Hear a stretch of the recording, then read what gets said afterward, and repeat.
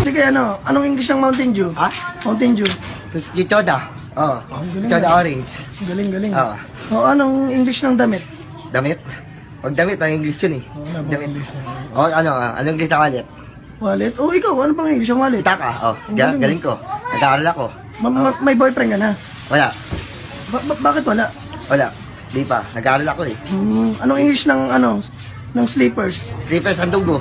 So, galing ko. Ang galing ah. Anong English ng watch? Yung watch. Watch? Nilalagay sa kamay. Watch and learn. Di ba galing ka? Bobo ka pala eh. Ang galing. Anong English ng shorts? Short? Oh. Pek shorts. Ha? Galing ka di ba? Ano?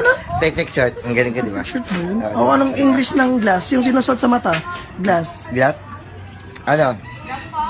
Barbershop. Barbershop. Ang galing. Sa barbershop din. Ang galing. Ang Galing ka na. anong English ng lock? Yung inaanap sa gate. Yung lock.